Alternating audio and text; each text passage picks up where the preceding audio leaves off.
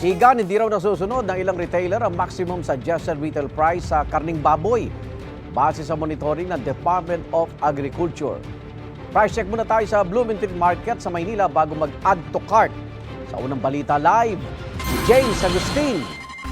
James. Gang, good morning. Sa ilang pwesto na naikutan ko dito sa Bloomington Market sa Maynila kanina, may ilang mga pwesto dito na yung karneng baboy nila na ibinebenta ay pasok naman doon sa itinakda na sa maximum suggested retail price ng gobyerno. Sa isang press conference nga noong Lunes ng Department of Agriculture, nabanggit igan ni ASEC Arnel de Mesa na may ilan na hindi nakakasunod dyan sa MSRP. Bagay na aminado naman yung ilang mga nakausap ko na meat retailer.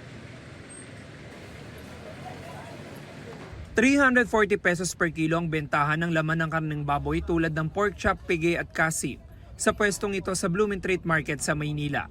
380 pesos naman ang kada kilo ng yempo. Pasok yan sa maximum suggested retail price o MSRP na tinakda ng Department of Agriculture sa Metro Manila simula noong March 10. Ang meat dealer na si Jojo, aminadong nagbawas sila ng kinakatay na baboy kada araw. Kumbaga, dinadaan ko na lang sa dami yung pagtitinda. Hindi ko na, yung parang iwasan ko yung paghahango. Kumbaga, siyempre mas mababa pa rin po yung buo eh. Diba? Yung doon ko na lang po binabawi sa dami. Kaya ko naman po sumunod dun sa sa tinakdang presyo ng gobyerno natin.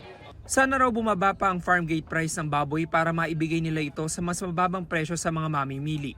Bukod kasi sa gasto sa trucking at slaughterhouse, may binabayaran pa silang pwesto at mga tauhan. Ang meat retailer namang si Fidel, 2 hanggang sa 3 baboy na lang ang binibili sa supplier kada araw mula sa dating 5.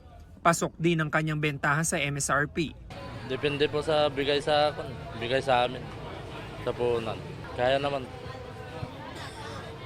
Sakto-sakto lang, walang sumusobra. Baka ahon lang. Mayroong mga hindi kaya ang presyo lalo pat isang baboy lang ang binibili sa supplier nila kada araw. Taas talaga eh. Receive 420. Hango po namin dyan, 380. Binta namin 420 ho. Dahil mataas pa rin ang presyo ng karneng baboy, dumidiskarte na ang mga mamimili. Ang iba binawasan na binibiling karneng baboy. Depende sa kung magkano lang ang pasok sa budget. Samantala, igan, hindi naman sakop na umiiral ng MSRP yung mga karneng baboy na ibinebenta sa mga supermarket at hypermarket. Yan ang unang balita mula rito sa Maynila. Ako po si James Agustin para sa GMA Integrated News. Igan, mauna ka sa mga balita, mag-subscribe na sa GMA Integrated News sa YouTube para sa iba't ibang ulat sa ating bansa.